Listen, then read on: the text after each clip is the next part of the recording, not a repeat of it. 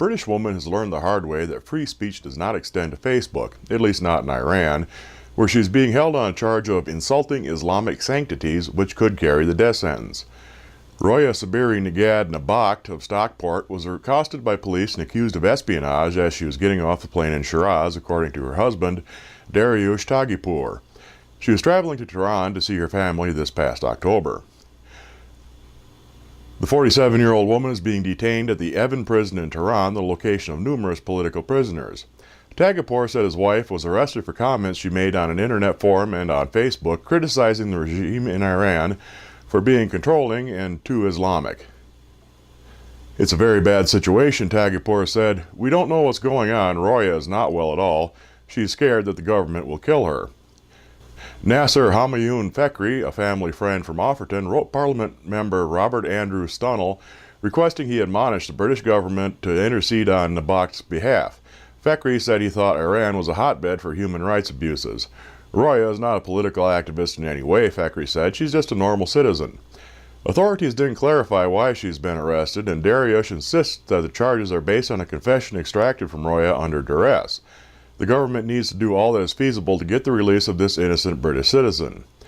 AJ Sharma, with the British Foreign and Commonwealth Office, is serving as a liaison between the two nations after an agreement was reached in February. "I am concerned about this arbitrary arrest and am urgently acting the FCO to make inquiries on her behalf," Stunnell said.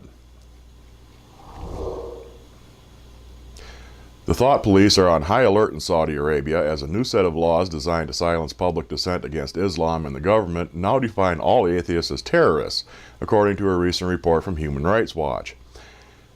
Saudi King Abdullah bin Abdulaziz issued a series of royal decrees and laws to protect against thoughts and actions that could harm public order inside the absolute monarchy. According to a report from The Independent in the UK, the new legislation is issued in response to a growing number of Saudi natives who are participating in the Syrian revolution and returning with newfound training and ideas on displacing the government.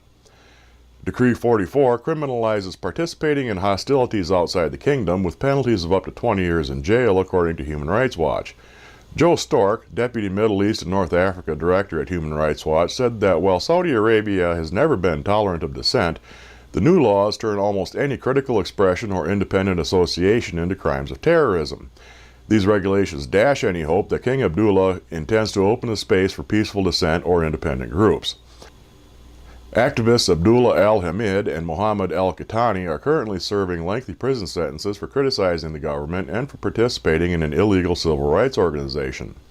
They finished their first year of prison on March 9th. Al-Hamid was sentenced to 11 years, and al-Qatani is serving a 10-year sentence.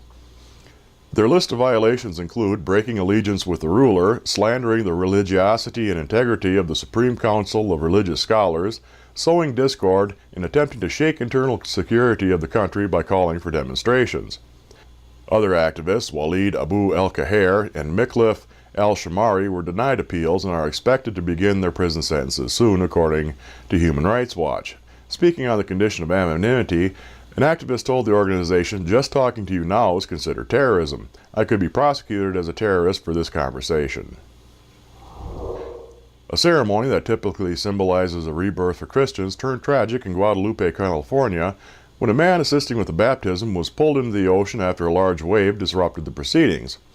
Benito Flores, 43, was helping his cousin, the Reverend Maguro Cervantes, perform the ceremony when the wave knocked over the pastor, his cousin, and the man who was being baptized. "A big wave came and took Benito," Cervantes told a local news station.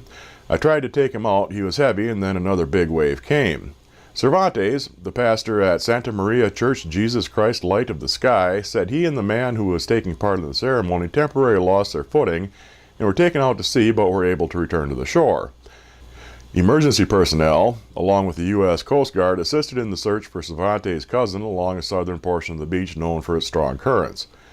Fire Captain David Sadecki told the local media that a person could not survive longer than about 30 minutes in cold water. The Coast Guard has since called off the search.